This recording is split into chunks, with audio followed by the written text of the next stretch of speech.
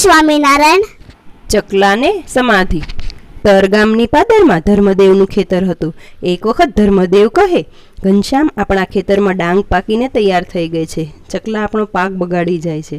વળી આજે અમે બાજુના ગામે જવાના છીએ, માટે તમે ખેતર સાચવવા જજો. ઘનશ્યામ કહે, ભલે. ભક્તિ માતાએ ઘનશ્યામને જમાડ્યા, માથે ટોપી પહેરાવી, પગમાં મખમલની મોજડીઓ પહેરાવી, હાથમાં એક મોટી સોટી આપી અને ખેતર સંભાળવા મોકલ્યા. બાલુ દેવેશ માથે શોભે છે કેશ.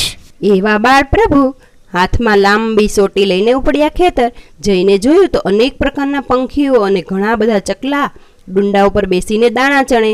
કેટલાક ઝાડ પર તો કેટલાક ડાળ પર ને કેટલાક જમીન પર બેઠેલા. ઘનશ્યામને થયું, ચકલાને મરાય તો નહીં, હવે શું કરવું? તરત જ તેમને વિચાર આવ્યો, પરંતુ સર્વના નિયંતાને વળી મૂંઝવણ શાની હોય? પ્રભુજીએ તો એક બૂમ પાડી અને બૂમ સાંભળતા જ તમામ પંખીઓ ખેતરમાં હતા તે બધા સમાધિને પામ્યા. જ્યાં બેઠા હતા ત્યાં જ સ્થિર, ન હલે કે ન ચલે કે ન ખાય, બસ જોનારને લાગે જ જાણે મરી ગયા હોય.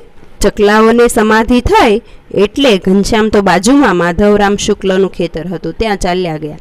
ત્યાં જઈને પોતાના બાળમિત્રો રઘુવીર અને બકુસરામ સાથે રમવા લાગ્યા. રમતા રમતા સાંજ પડી. ધર્મદેવ અને રામપ્રતાપભાઈ ખેતરે ઘનશ્યામને લેવા આવ્યા. જોયું તો ઘનશ્યામ ન મળે. શોધતા શોધતા બાજુના ખેતરમાં રમતા દીઠા.